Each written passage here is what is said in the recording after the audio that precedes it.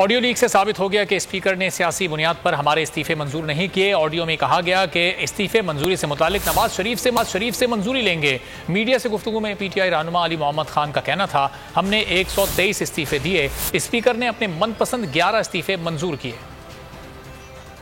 नहीं है, उसके बाद से क्लियर हुआ है कि जो इस्तीफे 11 इन्होंने एक्सेप्ट किए बदनीयत की बुनियाद पे थे और बाकायदा स्पीकर साहब ने जो है वो डायरेक्शंस दी। जो ऑडियो लीक से आप देखें, क्या ये राना सनाउल्लाह साहब का और ख्वाजा आसिफ साहब का और शहबाज शरीफ साहब का फैसला था कि कौन पार्लियामेंट में बैठेगा कौन नहीं।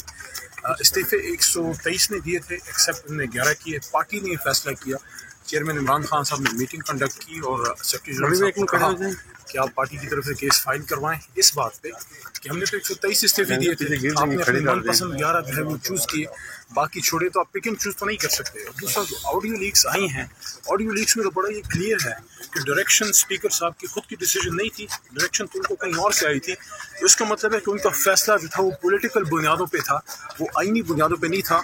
ट्रांसक्रिप्ट में बड़ा क्लियर है कि वो खुद पिक एंड चूज करें, बल्कि उसमें तो ये भी है कि लंदन मियां नवाज शरीफ साहब से अप्रूवल लेंगे। मंजिल, रास्ता, जज्बा, भयानक सच्चाई से हटाए पर्दे और तोड़ डाली झूठ की बेड़ियां। सलाखों से डरना कैसा जब चट्टानों ने पाला हो। इमरान खान बोल के साथ जुम्मे से इतवार रात 10 बजे सिर्फ बोल न्यूज पर। इंटरनेशनल मीडिया पर बोल छा गया, बोल बना हक और सच की आवाज। पाकिस्तान में बोल न्यूज को बंद क्यों किया जा रहा है? इंटरनेशनल मीडिया और अमेरिकी काउंसिल ऑफ फॉरेन रिलेशन समेत हर प्लेटफॉर्म पर बोल न्यूज के चर्चे। बोल न्यूज की हक और सच की आवाज बंद करने पर सवालात उठाए जाने लगे।